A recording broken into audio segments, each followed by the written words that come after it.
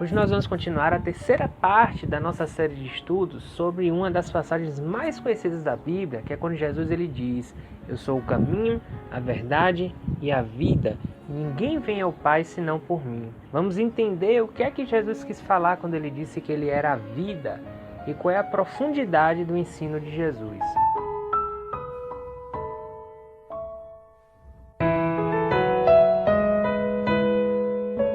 E não se esqueça de deixar seu like, de assinar o canal, de ativar o sininho para receber as notificações e de compartilhar com seus amigos. Segue a gente também lá no Instagram, é o Coração em Chamas.org. Lá em João 14, no versículo 4 ou 6, a Bíblia diz: E vós sabeis o caminho para onde eu vou. Disse-lhe Tomé: Senhor, não sabemos para onde vais, como saber o caminho? Respondeu-lhe Jesus: Eu sou o caminho e a verdade e a vida. Ninguém vem ao Pai senão por mim. Na primeira parte da nossa série de estudos, nós lemos sobre a parte em que Jesus fala que ele é o caminho. Entendemos que ele usou um artigo definido, o caminho, então ele era o caminho e não um caminho. E aprendemos também que a palavra original é a palavra derer, e que caminho no dicionário significa que é um espaço a percorrer de um lugar para o outro. Já na segunda parte do nosso estudo, nós vimos a palavra que Jesus fala que ele é a verdade.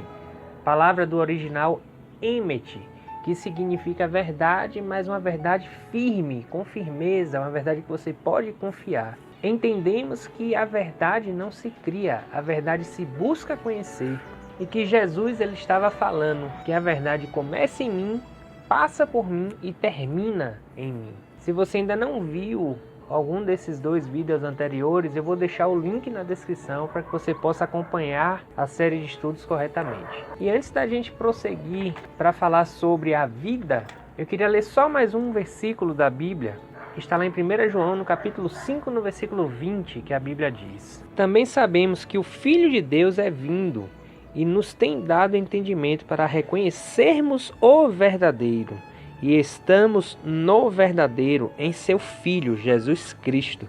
Este é o verdadeiro Deus e a vida eterna. Queridos, João ele fala que nós estamos no verdadeiro.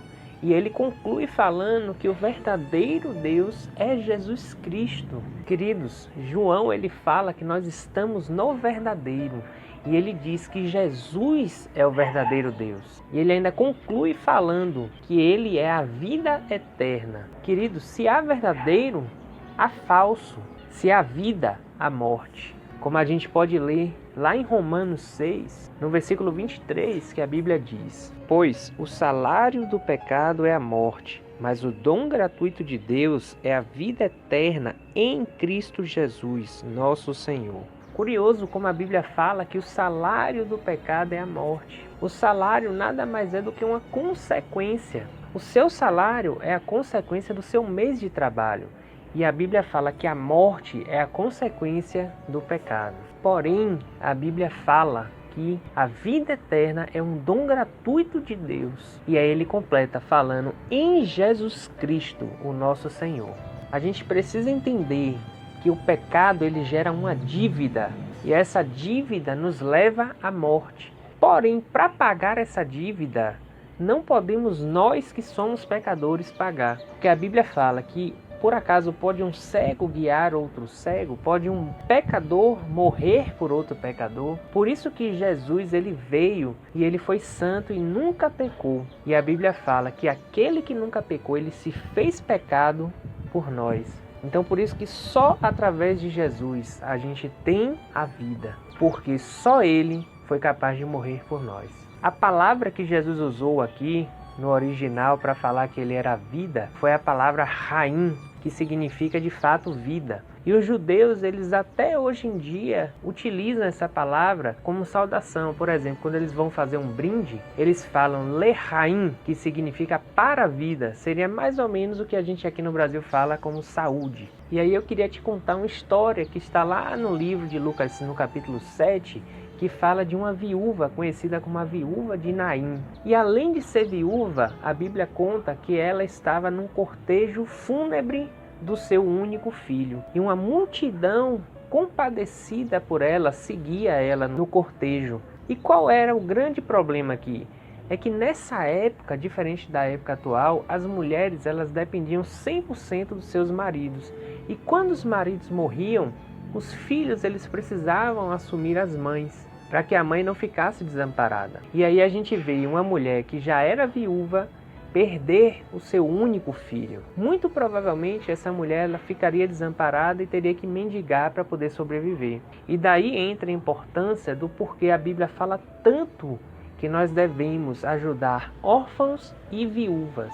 Mas a Bíblia continua falando que enquanto esse cortejo fúnebre estava passando pela cidade, Jesus ele estava vindo de Cafarnaum, onde ele operara diversos milagres. E as pessoas o seguiam. E eu gosto de imaginar que nesse momento a Bíblia fala que houve um encontro entre os dois cortejos. Era como se o cortejo da morte estivesse encontrando o cortejo da vida.